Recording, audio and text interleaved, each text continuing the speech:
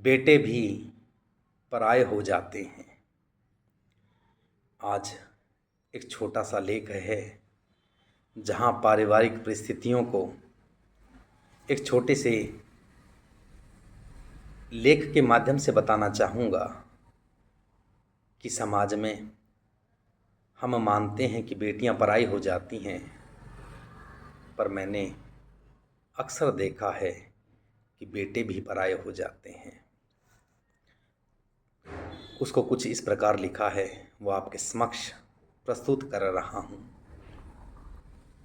वो जब पिता की निगाहों में बेबसी देखता है, माँ की आंखों में आशा, बहन के जहन में विश्वास, तब बुझे मन से अपने आशियाँ को अलविदा करता है और छिपकर धीरे से आंसू पोंछकर पीछे मुड़कर परिवार की मुस्कुराहट देखना चाहता है।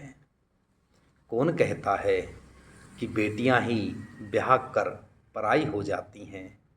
बिन ब्याहा बेटा भी पारिवारिक परिस्थितियों को एक मुकाम तक पहुंचाने को पराये होते देखा है। अकेले रोते देखा है, अकेले संभलते देखा है। पिता के स्वाभिमान को उत्कृष्ट बुलंदियों पर लाने को वो स्वयं को आहुत कर देता है।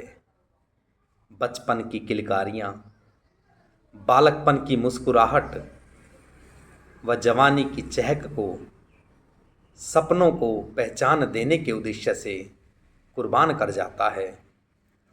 पिता तो जिम्मेदारियों के बोझ में उस नन्हे सितारे को समय कम दे पाता है और धीरे धीरे नए परों से शुरुआत करने वाला परिंदा एक दिन भीगी पलकों से नए सफ़र की शुरुआत करने की जद्दोजहद में जिम्मेवार बचपन से जिम्मेदार नौजवान बन जाता है। कौन कहता है बेटे पराये नहीं होते? जिम्मेदारियों की भूख भी बेटों को पराया कर जाती है। माँ के वात्सल्य से निखरा उसका बचपन साकार स्वप्नों की हर ऊंचाई को छू लेना चाहता है। जब उन बुलंदियों की परिपक्वता का समय आता है तो सफ़र पर जाते हुए बेटे को विदाई देते समय माँ उस पर अपना सारा वात्सल्य प्रेम बिखरा देना चाहती है।